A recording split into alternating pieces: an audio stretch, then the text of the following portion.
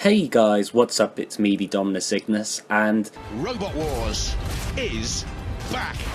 I had recently recorded me talking about the Robot Wars competitors, and while I was editing, it turns out BBC had shotgun blasted a ton of new information. So basically, I found out, along with a lot of other people, early who the competitors of Series 10 were going to be, or Season 3. But since then, there's been some updates, so we're going to try again. First, I should address the elephant in the room, and that's that there's actually less competitors this time. Instead of 8 robots per heat, it's actually 6 this time. And I was genuinely worried about this. That was something I was very saddened about, because one core complaint was that we didn't really get to see a lot of robots. You know, some robots got overexposed, and often they just, oftentimes, like with MR Speed Square, they didn't seem to last too well. But it's apparently, according to Mr. Psycho, it's going to be double elimination, which should erase all problems. That means that the robots, while still not as many as I think there should be, it's definitely going to be an improvement over last series, which I'm very happy with. Also being introduced is the Fog of War, which is apparently also activated by the pit release button, meaning that there is a 33% chance of actually getting the pits. I'm a little worried in one regard, because I feel like that it's almost going to really dissuade people from actually using the pit, which I think should be allowed, because you don't want robots to just be big spinners that are only, satisfied with destroying robots. You do want to have some durable, say, axes or scoops like Behemoth, able to push opponents into the pit. I think that's something that they need to maybe look into, see if there's a way around that.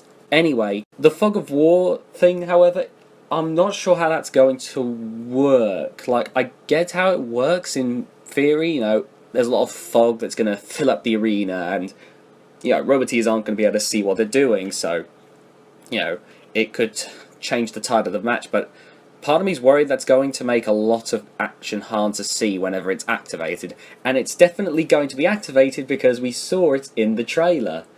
So I'm a little worried there. Hopefully it's not a problem. I would like it to not be a problem. Also, one thing I'm very happy to have heard, and I think this was one of the earliest bits of information I actually heard about, is that instead of just giving the wild card to a random person, they're going to have a 10 robot rumble. 10 robot rumble, that's fucking incredible. I love that. I'm fairly certain that Robot Wars generally didn't do those, it was more BattleBots, and it's going to be really cool to see these robots nowadays in a big heavyweight rumble, and the Robot Wars arena might be the best arena to have something like that. So I'm really looking forward to what comes from that. Not only that, but it's going to really, in my opinion, wipe away any doubt in people's minds that the person who wins will be deserving, because there's always people going, oh, why did that person get the wild card? But not only that, but I feel that this is also, in a way, going to stop the complaint from last series about there being too many spinners. Because one problem when you build a spinner is, and this is something I've heard many times, this isn't, just me making shit up, is that spinners do as much damage to themselves, or roughly as much damage to themselves, so will often break down after a while. I feel like this 10 Robot Rumble is going to be a very efficient way of making it so that the Grand Final isn't just going to be spinners. Which, I don't have a problem with lots of spinners, but it's definitely going to allow for more variety in the final, I believe. Anyway, let's get into the robots, shall we? Week 1, which is going to be tomorrow, at the time of recording, is going to have Sabretooth with a nice beefy drum spinner, Behemoth, Donald Thump, Apollo, Apocalypse, and the Swarm. Now, looking at Sabretooth, it looks like a quite nasty drum spinner. Instead of going with the single tooth design, it seems to have 2 sets of teeth, which I think is probably going to be very useful in this case. They look like they could still deal quite a bit of damage, while also having the benefit of having 2 sets of teeth, meaning it is more likely to hit an opponent. It also looks really beefy. I wouldn't be surprised if it can actually take a fair few hits. I think that Sabretooth looks lots better than last series, and last series looked quite good in my opinion. So I'd have to say Sabretooth is someone I, at the very least, would imagine would get to the Rumble. So there's going to be some predictions from me here as well. But I think that this will, at the very least, get into the Rumble. Unless we have another problem where the drum gets broken like before, I think that that's something to look out for. You know, just like Team Apollo said, I don't think that there's any need to pray for Gabe this time. Then there's Behemoth, who apparently, according to Robot Wars, the thing that made it unique was the fact that Ant walked away last series, not the fact that it's the oldest robot in fucking ever. Oh my word. It's been going on since 1998. Like, guys, I get that that moment got a lot of attention online, but given how old the design is, it's a fucking miracle it does as well as it does. Like, I've seen some robots, like Vlad 2, it did not do too well at Robogames. Like, there's just a lot more that you could say about Behemoth rather than just that one moment. One thing that is very notable about Behemoth is that they've actually added the axe again, which, got no idea how well that's going to do, but I can say that Behemoth does have a better history of grabbing things with that axe than it did with its grabbing weapon. So, whether or not it actually gets to use that axe is a different story, because Behemoth, the team, when they posted about it, they specifically said, find out if we use it, which kind of makes me think they probably don't use it, you know. Behemoth, I imagine, will probably also get into the Rumble. I imagine it's going to be one of those robots that probably would get in. Could be wrong, but it's one of those robots that I think is at the very least capable, because it's a very reliable robot, and, you know, when it doesn't have those bad moments like when they went out of sight in the Eruption match, or, you know, used the grabbing weapon in the Cherub match, they can actually do quite well. They recently won 3rd place in the Robots Live tournament. Yeah, there weren't spinners, but if they can fight a bunch of different robots, you know, flippers and whatnot, and still get 3rd, I think that says a lot about that Behemoth is still capable of, you know, at least having an entertaining match. Then we have Donald Thump, which I find hilarious. It's got a surprisingly big vertical spinner on it. One thing I remember reading is that the spinner can get up to speed very quickly, and that is either great, meaning that it's got a powerful spinner that can just wallop things really quickly, you know, it's going to be an actual, you know, very capable robot, or it means that that weapon is a lot lighter than I'm thinking. Either way, it's obviously a very funny looking robot, based around Donald Trump. I don't think it's going to get very far, but I'm very happy to see more funny robots in Robot Wars. You know, I'll always welcome them with open arms. Then we have Apollo, you know, the Series 8 champion, who has recently been rebuilt with Apollo 2. I'm hoping that it's a lot more durable than last time, because obviously that proved to be a massive problem when it faced Carbide, and they probably need it to be. Judging from things I've seen in the trailer, Apollo's probably the most likely to win the heat, in my opinion. It's a very, very capable flipper. It's always been very capable, and I don't think, outside of maybe Sabretooth or Behemoth, if it does really well, I don't think anyone's going to really cause Apollo too much of a problem. I feel like this might be a not fairly easy, but like, it's not going to be one which I think will make us on the edge of our seats thinking, oh no, is Apollo going to get through? I imagine that they will. So that's my prediction. I think they'll get into the grand final. Whether they'll win or not, yeah, that's a different story. Then we have Apocalypse, which gave me flashbacks to Splinter, and thankfully it's not facing any horizontal spinners, well, apart from a small one in the Swarm, but I don't think we have to worry about it facing a splintery death, which I'm very happy about. I genuinely think it's a very interesting and unique robot, you know, with the little grabbing arms. I really don't know how useful it's going to be, because I always hear, you know, oh, don't put weight onto several things because, you know, it's just not going to work so well. But I don't know, something about it looks really solidly designed. I'm hoping that it'll be able to grab a hold of a robot and then you just see it bashing away. That could actually be really good. So I would definitely like to see Apocalypse show us what it's got. With the double elimination, we should be able to see that. Then we have the Swarm, which is a set of clusterbots weighing in at 24.5 kilograms, 23.5 kilograms, 27 kilograms, and 29 kilograms, consisting of Blender, Sky, Pinzer, and Rubber. Blender is a bar spinner, Rubber is a flipper, Pinzer is a pincer robot, kind of think, can opener, and Sky is an anti-spinner, which basically means that it's a punching bag. I like the idea in theory, but I'm a little worried that, given its weight, I imagine it's probably not going to be able to take a lot of hits.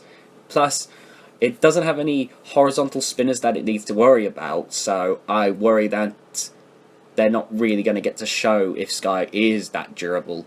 Rubber and Blender, in my opinion, are going to be the most useful out of the team. Obvious reasons, I think I've seen a clip in the past of a featherweight flipping over one of the versions of Matilda in a live tour, so I'd have to look that up just to be certain. But if it was a featherweight, then Rubber, being in the 20-25 kilogram range, is likely going to be able to at least tip over a 110 kilogram robot, which will definitely gather them some points. Then you have Blender with that bar spinner, and it's probably not that powerful, but I imagine that with it being as thick as it looks, it's probably at the very least going to leave little gashes, and if that comes in, say, after a Rubber flips it over, flips the opponent over, I imagine that could be quite a deadly combo. Pinzer, I'm a little worried that the grabbing method might not work so well with it being so small, but, we'll see how that goes. I really do like the whole 4 clusterbot thing.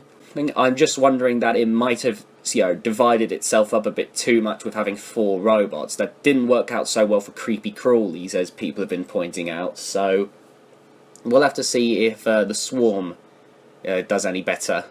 But yeah, with this heat, like I said, I think the ones to watch out for, and the ones that I think are most likely to win, would be Sabretooth, Behemoth, and Apollo. But I really would like to see, say, what Apocalypse and the Swarm can do. Especially Apocalypse. I think that it could potentially be a really cool robot. I would definitely like to see what it can do, and, maybe it could be a long-time competitor. You never know. I would just like to see what Apocalypse is capable of doing, because it could be surprisingly powerful. I think it might do well against maybe Sabretooth and Behemoth. Week 2 has Eruption, Aftershock, Crackers and Smash, Gabriel 2, Big Nipper, and Carbide. Eruption, Aftershock, and Carbide. 3 robots from the grand final, including the champion no less, all in the same heat. That's insane. That's mental. I can't believe that they're all in there at the same time. Now, Eruption has definitely had a new paint job. It looks a little different. I'm wondering if those side panels are a little bit thicker to deal with Carbide. Something definitely looks different about it. I don't know how different it is, but that's one thing I think could really help it if it is a lot more durable this time, because I think that was the only thing that really stopped it from beating Carbide. Then we have Aftershock, which has the big vertical spinner. In fact, apparently it's bigger this time. I could be wrong there, but I've heard it's bigger. It looks better protected, which I believe is true with this case, looking at it. And that is a robot that I think, I thought last series that Aftershock was going to be the robot to beat Carbide. Turned out not to be the case, but given how powerful Aftershock is, I would bet money, if I was a betting man, that Aftershock will beat Carbide this series. I think that Aftershock finally has what it takes, and I would love to see that. Then we have Crackers and Smash. Crackers appears to have a slightly different lifter than before, which I believe will probably be useful. It looks a little thin, which worries me a little bit, seeing as it's against Carbide. It could be a problem, but I think the lifter will definitely be better at, grabbing a hold of robots than before. And the spinner, I could be, maybe it's my mind playing tricks, but the spinner does look a little better as well. One problem, I think, in the last series, though, was the durability of the weapons. The Crackers and Smash themselves, the bodies, they took a lot of abuse and surprisingly, endured. Like, they were very tough little robots, and they really show that clusterbots can be really powerful. I think that it could be very interesting to watch Crackers and Smash. I don't know whether they'll get into the grand final. If they do, and great, but I'm going to be hoping that those weapons can stand up to some of the big hitters like Aftershock and Carbide. Then we have Gabriel 2, which actually does have something in store to try and beat Carbide. One rule that has been allowed on Robot Wars, and which has not been allowed anywhere for forever really, is entanglement weapons, because generally it was considered unfair to tangle up spinners. In fact, that was a source of controversy in BattleBots when, wasn't it Ghost Raptor or something got tangled up in some net, and they had to restart the match because even though it wasn't in the rules, BattleBots were like, no, you can't do that. But it's perfectly allowed here. They've allowed it to happen. I imagine it's to stop Carbide and other spinners from completely dominating. Whether or not it's effective, we'll see. It could be, because of the age-old rule. It wouldn't surprise me if it does work. Gabriel 2, I saw a video, and it has a mace which has bits of string, or rope really, that had nuts on it. And I imagine that, I can see the point there, get those caught up in the bar, and that would be, pretty deadly, really. I really enjoyed Gabriel last series. I felt they were, well, not last series, the series before. They were a really good robot, and I was a little sad not to see him again last series, though. Given that it's called Gabriel 2, they've probably made a fair few improvements. I haven't got a lot of hope for them, given what I saw of the brief clip from them in the trailer where Carbide was ripping at their wheels. One thing I did notice is they didn't seem to be getting at the body, which is something I always liked about Gabriel. It might be my favourite thwackbot, or macebot, as the announcer likes to call it. It's just so high up that you can't get to the body where all the internals are at, so it can just thwack from above. I really enjoy that about it. Then we have Big Nipper, which has the pincing weapon and the vertical spinning disc. I really don't know how, the spinning disc does look quite good, but I don't know how well it's going to do with some of the robots that are going to be in this. Robots like Aftershock, it's definitely not going to be able to really use that, I don't think. The pincer, I imagine, might be more useful in this case. I don't really know what to say about Big Nipper. It does look surprisingly capable, but I just don't know a whole lot about it, to be fair. But I would like to see what it can do. I remember it was in Series 8. I don't remember how long it lasted. In fact, I don't remember a lot about Series 8, to be fair. I remember little bits and pieces. But yeah, so we'll see what Big Nipper can do. And then we have Carbide. Carbide! Blah, spinner! Oh dear. Carbide, okay. If it wasn't for the fact that Aftershock and Eruption were there, I'd say Carbide's definitely getting into the grand final, but it's being put up against some game competition here. But Carbide is fucking ferocious. It's so powerful. It's ridiculous. I love it. I imagine that unless something tangles up and breaks the motor as a result, trying to get, because Carbide will try and get the weapon spinning when it's tangled up, could break the motor. Unless something like that happens, I imagine it's not going to be too hard for them to get to the grand final, unless Aftershock and Eruption really put up a big fight. As much as it pains me to say, because Gabriel 2 becoming the Robot Wars champion would, it would make my heart sore and grow 3 sizes, but, Carbide has proven that it's not a robot to be trifled with, and I feel bad for any robot that does have to face it. I imagine that the robots that'll get through on that heat will be Carbide, Eruption, and Aftershock, if we're going by this. I think it's going to be like the top 3 will move on. The number 1 will get to the grand final, and then 2 will get to the Rumble. I imagine Carbide will probably get into the grand final with Eruption and Aftershock going into the Rumble. If Carbide loses and gets to the Rumble, I imagine that might be where Carbide ends its run. Not on Robot Wars period, but I mean ends its run that series, because as capable as that motor is, it's a surprisingly good motor for a spinner. I can't imagine it lasting long enough to deal with 10 robots. I imagine that's going to be the point where the motor is pushed way too far.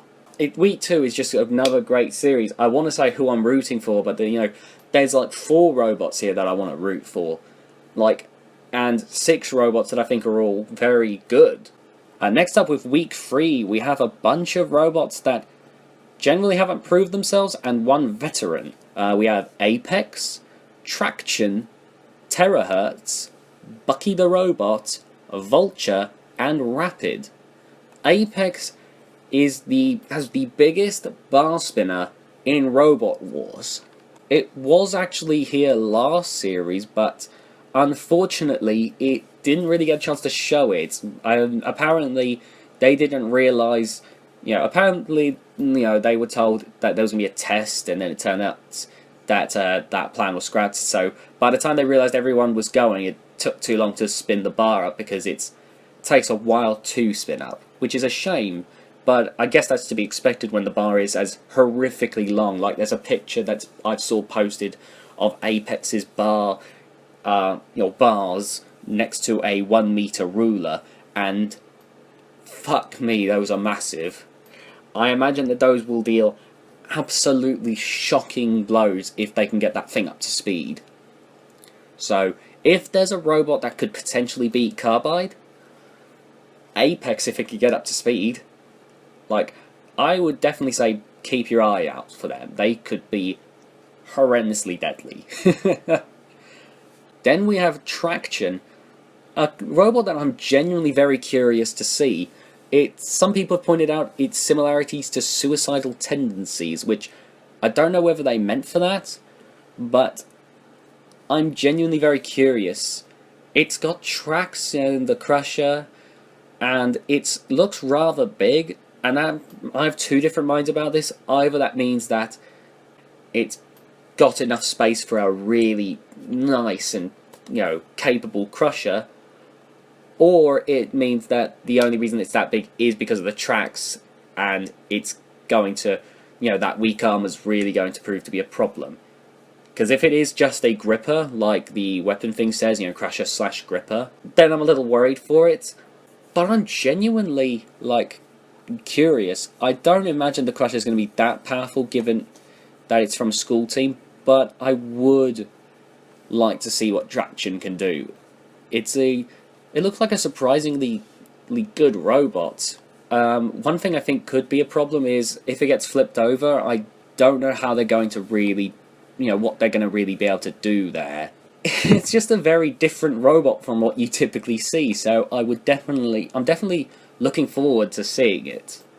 Then we have the veteran Terahertz. If there's a robot that could beat Carbide, I would have to say any robot built by John Reed at this point, because we saw what can happen when Beta fights Tombstone. I think that if there's a robot that can do it, it's Terahertz, and in fact you can see in the trailer, Terahertz is just ramming down at Apex. Given how big Apex's bar is, that should probably tell you a lot about how durable these robots are. I imagine Terahertz is probably one of the most capable robots in this heat, just because it's got that powerful axe, and it's just really well driven. And unless they have another problem like they did last time, where the backside gets attacked, I imagine that it's going to be very hard to beat them. Then we have Bucky the robot, which is a biter bot, as it says on the website, which it bites down on robots.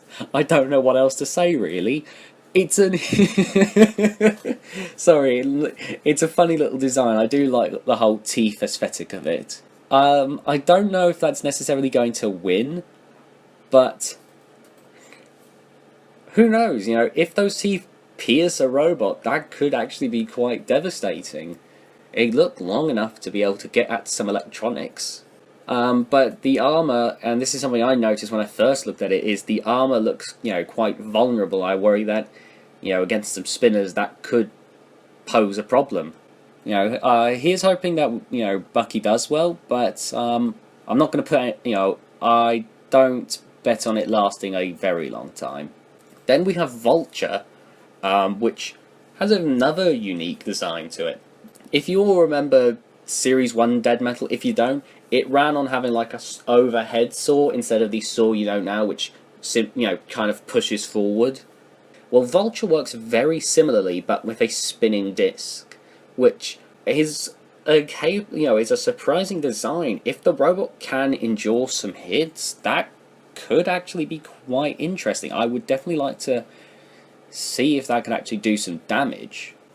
The only thing that makes me worry, and this could be a problem with the photographs, I find that often the photographs make the robots look far smaller than they actually are. That's actually a problem I had last series. You know, I look at some of these robots and I'm making these judgments, you know, like I know what I'm talking about. But it was also the same problem last series, because I looked at PP3D and I thought, oh, that disc just doesn't look very big, you know. And then, you know, I see a picture of someone holding the disc and it's like, fucking hell, it's massive.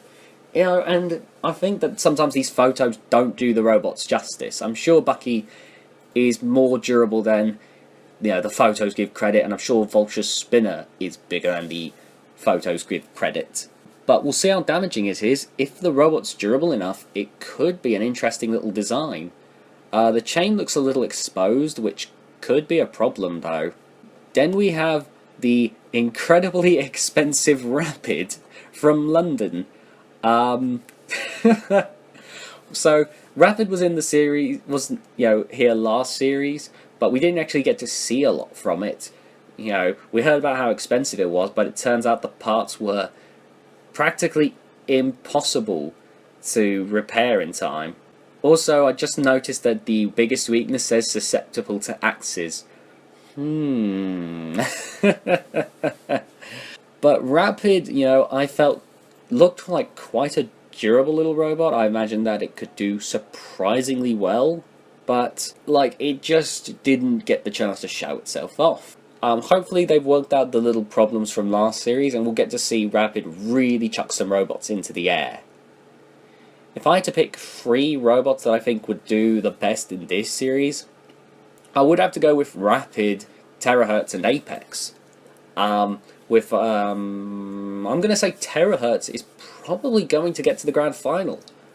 Just because Rapid has that weakness to axes that it mentions, and Terahertz kind of runs headfirst into Apex. I can't imagine Apex is going to get that bar up to speed in time to deal with Terahertz. And Traction, Bucky and Vulture, well, I think they've got some very interesting designs. I imagine that they've all got little things that they might need to work out that are probably going to catch them out.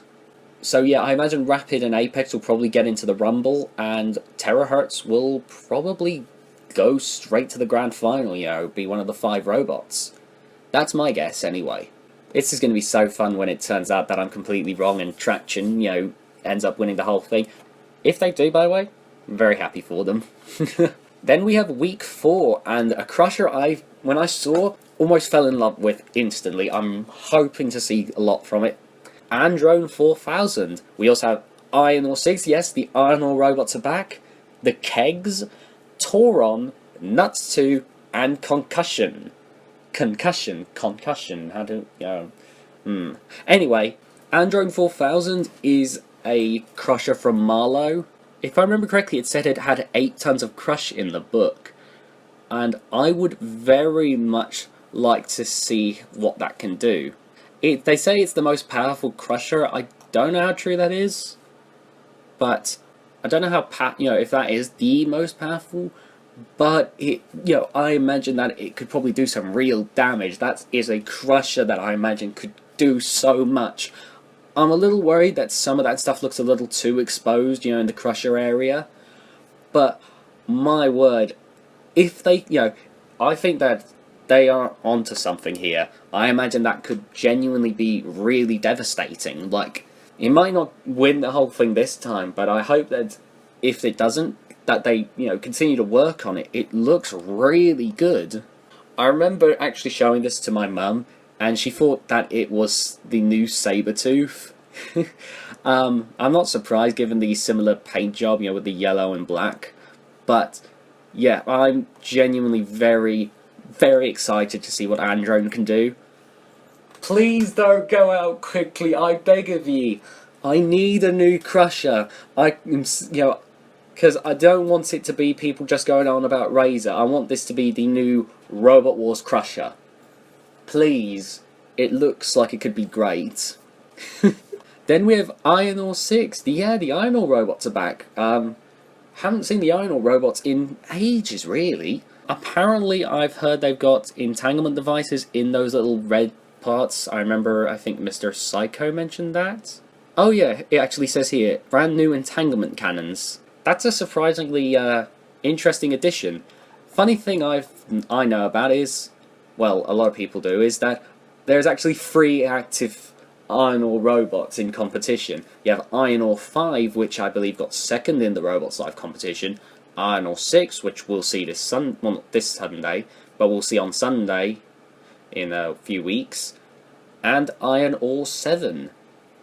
It's surprising to me that there is that many Iron Ore robots that are, still competing, but clearly they're onto something here. It's probably a very capable flipper. The entanglement devices, though, it makes me wonder how capable it is at dealing with spinners. We'll see how that goes. I would like to see what Iron Ore can do. Next up, we have the Kegs, a cluster bot of 2 robots, which is literally built out of a beer keg. There's not a lot I can say there about it. It's a beer keg. It's 2 bar spinners, and while I doubt they're going to be able to deal huge amounts of damage compared to regular bar spinners, they still look pretty mean. My problem, however, is how durable are beer kegs in a Robot Wars arena?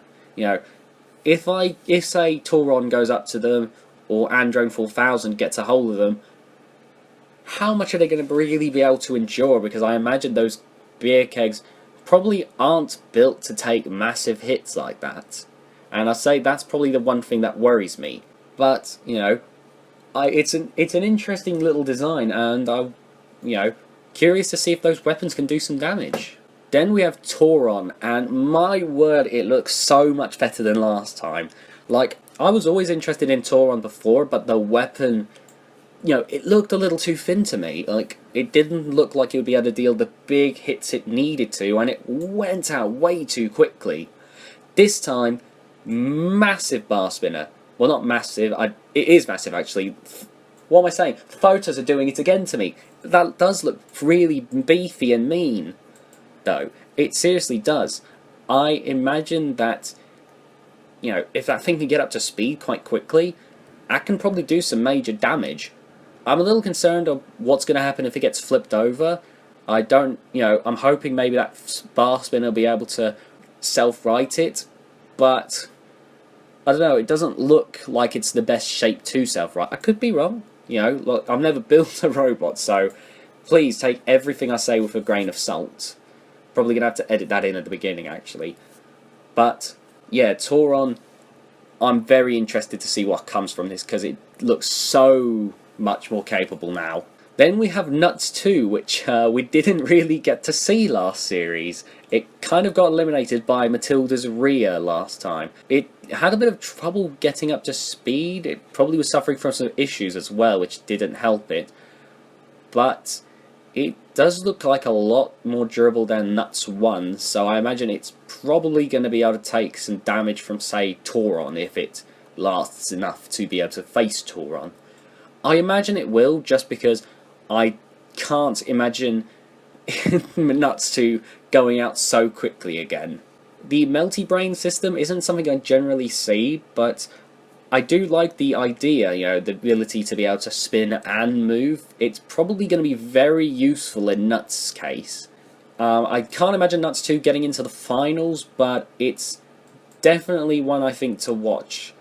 In a way, I wonder if those chains could act as entanglements. Something to think about. You never know. Anyway, then we have Concussion, which we saw last series. You know, it went all the way to the final, where I then felt it got a little bit out of its depth, which was a shame because it was such a cool robot, and it clearly did very well for itself, you know, to be just in its first time.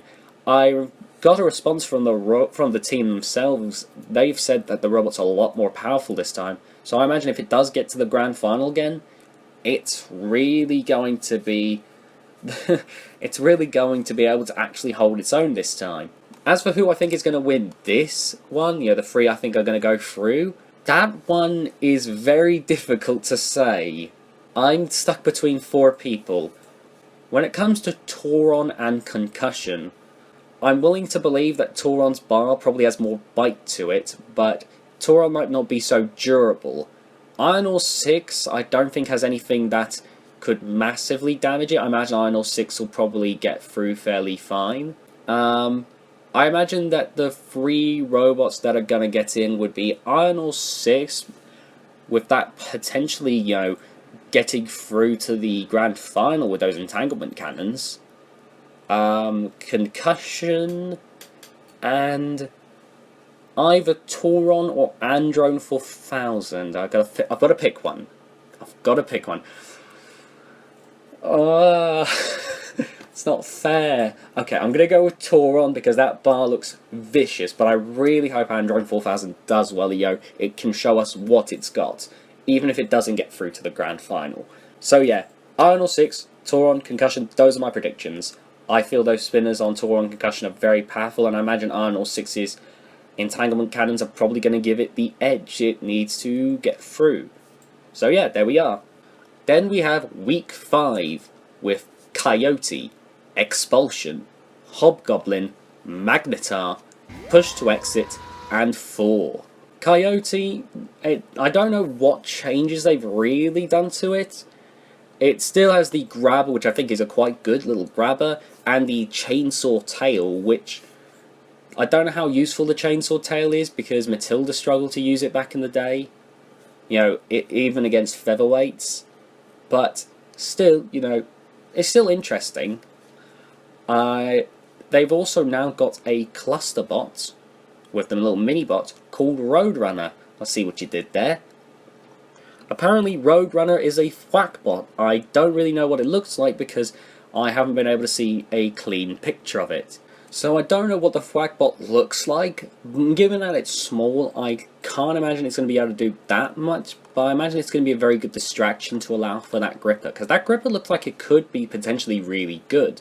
I imagine that's going to give Coyote a better chance this time, unless the competitor ignores Roadrunner.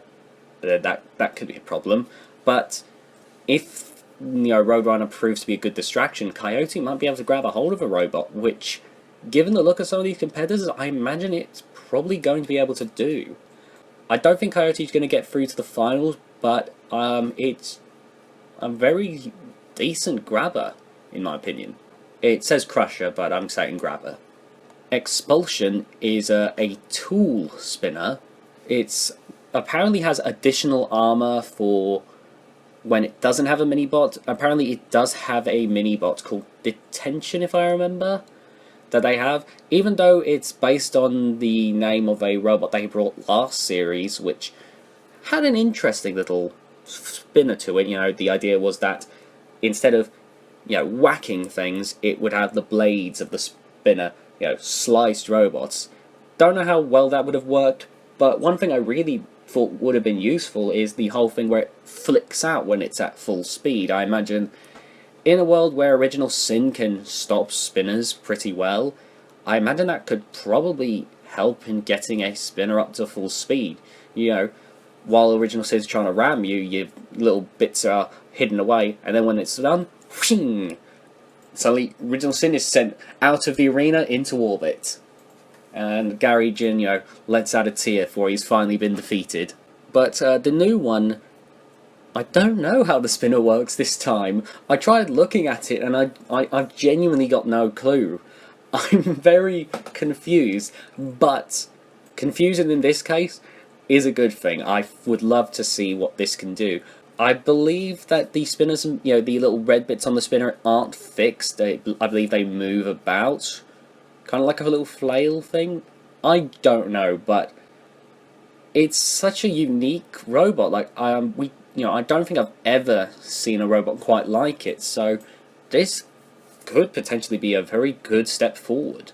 Next we have Hobgoblin, which thankfully got rid of that big wedge. While the wedge is obviously useful for dealing with horizontal spinners, I felt it kept the beta too far back. Apparently they felt so as well, which I'm glad.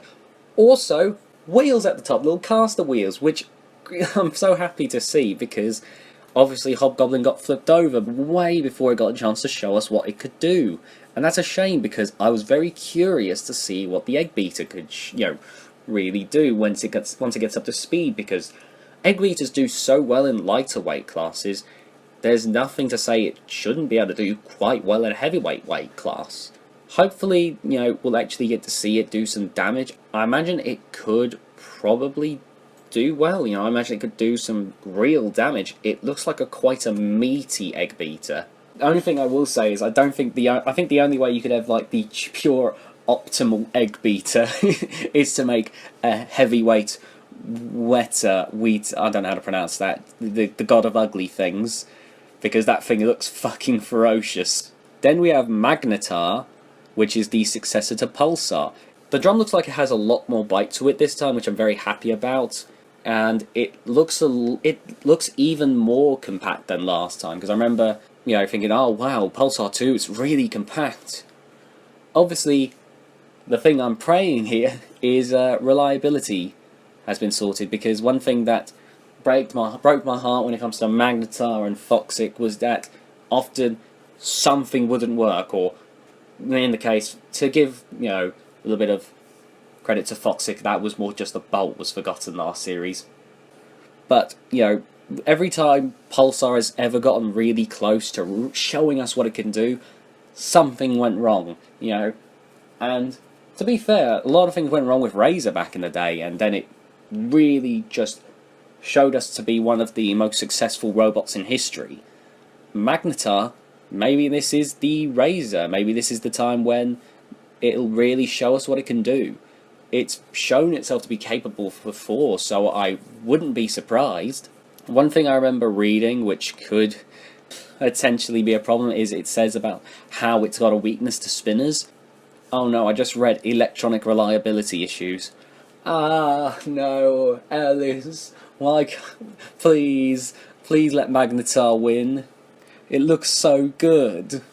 But yeah, I've got a lot of faith in Magnetar. As long as the reliability issues don't play too much of a problem this series, I imagine it could really do some damage. And I imagine, apart from horizontal spinners, which to be fair, I think every robot needs to carry the weakness of, Carbide, it could probably be a real big hitter.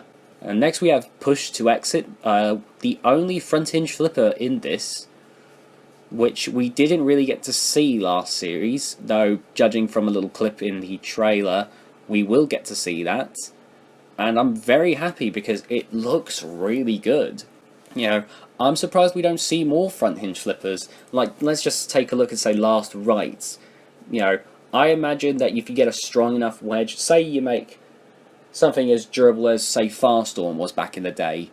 If it was a rear hinge flipper, you don't know where it's going to go. It might bounce back to you. It'll still do a lot of damage to the last right spinner, but, you might get hit in the process. But a front hinge flipper, well, you're just pushing last rights away. I don't know, front hinge flippers to me seem like they could be really, really good still. And I'm really hoping Push to Exit can show us what it's got. I'm kind of rooting for it in this one. I say that, and there's a lot of really bloody good robots. But yeah, I think Push to Exit could really do some good here. Then we have 4. 4 has always been really good a robot, and it's got a little scoop or dustpan at the front of it now, which I imagine is to try and keep robots, onto it. Apparently the hammer can swing twice as fast this series, which I'm very interested in seeing, because if that's the case, that is an incredibly powerful hammer/axe. I would really like to see 4 do well, because it's a very, very good robot, and I would love to see some axes, have a little bit of a comeback of sorts. Some people seem to think that they don't do so good anymore, and I don't agree with that. And I'm hoping, 4 and Terahertz will prove that wrong. Anyway, when it comes to that heat, I believe that the 3 that will get through will be... Well, I think 4... I'm going to say that I think 4 will probably get through to the grand final. It's proven itself capable before. Hobgoblin and Magnetar are probably the ones that pose the biggest threat in my opinion, given how 4 failed to beat Concussion last series. I imagine Magnetar and Hobgoblin are going to be worse for 4, but I imagine outside of that, I imagine 4 probably stands a very good chance. If I had to pick 2 others, I would probably pick Push to Exit and Magnetar. Magnetar has been a gradual improvement over the original Pulsar. Unless reliability kicks in, then I would obviously go with Hobgoblin, but I'm going to say, I'm going to go with Magnetar. It's proven itself a lot more. Push to Exit, I imagine, will be very good at dealing with a lot of the spinners, but I don't know how well it's going to do against a robot like 4. But, so my 3 guesses are Magnetar. It's proven itself as a very good design. I just hope it doesn't have the reliability issues as bad this time. Push to Exit, because I think that it's a very capable robot, and the front hinge flipper I think could be genius in this case. Judging from it being able to flip over Hobgoblin, I don't think it's going to suffer too badly from spinners in this heat. And I think 4 will be the one to go through, because it's just, in my opinion, it's the most proven and reliable robot of the lot, and I imagine that's going to be the thing that helps it in the long run. So yeah, those are the robots that I predict are going to go through. Let's go over the ones I think are going to go through again. I believe I said Apollo would go through on week 1, Carbide in week 2, week 3 Terahertz, week 4 Iron Ore, I believe I said, week 5 4. That's who I think are going to go through. Probably going to be massively off, because I don't know anything about robots yet. I've not built one. Everything I say is fan opinion at the moment. Until I build a robot, it's all fan opinion. But, wow, these robots look so impressive this series. Like, they generally do look impressive anyway, but my goodness, even Donald Thump, a robot that is clearly meant to be satirical, I look at it and I just think, is that spinner actually good? It genuinely looks like a pretty mean spinner. I could be wrong, but it does, to me at least. So yeah, Robot Wars Series 10 looks really, really good, with some really impressive teams on it. Here's hoping that the double elimination proves to be a better format. I believe VoteSaxon07 on Facebook helped put my mind to rest about one of my worries about the series, which was the fact that there's less robots. While I still think that's a problem that should be rectified, pointing out that the double elimination format will actually make better use of the robots, and that the previous round robin format actually cut the robots in half, so you actually technically had less robots last series. Apart from the group battles at the beginning, you generally had less robots than we're going to get to see now, that's a very good point. So I'm not so bothered about that now. In fact, it does give me a lot of hope for this series. So yeah, Robot Wars. I'm really excited for tomorrow. I want to say to all the teams, if any of them see this, your robots are incredible looking. Like, it's, every single one of you are the reason why I want to get into this, and hopefully I will. I have got some ideas swimming in the back of my mind, and I'll probably be creeping along some threads where people are asking how to build a heavyweight, so that, or at least a featherweight, because I've seen the advice before. And hopefully I'll get to throw my hat into the ring sometime. But yeah, I really do like all the robots here. I imagine that they're going to be really good. But enough, praising teams. Who do I think's going to be the best? Who's going to scrap all the others? Can't stop. You can't keep praising the hard work and dedication that gets put into these robots. I've got to say, who's going to scrap them all? That's a tough one. Oh, if there was ever a robot that I could imagine doing a Chaos 2 and winning twice in a row, it would be Carbide. But let's look at my guesses. But looking at who I think are going to win the heats, Terahertz could be, a problem for Carbide. But if I had to pick one, if I had to say who I think is going to win, it would have to be Carbide. I think Carbide might be a 2-time champion. I